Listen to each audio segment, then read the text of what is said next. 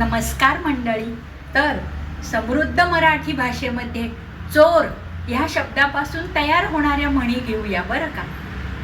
अहो पोलीस मामा, ती व्यक्ती चोर नाही आहो, त्याला उगीच पकडू नका. अहो पाहिलं तर चोर, नाहीतर बादशाहून थोर. कळलं का? उगीच चोर सोडून संन्याशाला फाशी देऊ नका. अहो ही व्यक्ती चोर तो चोर, वर शिरजोर नाहीचे मुळी.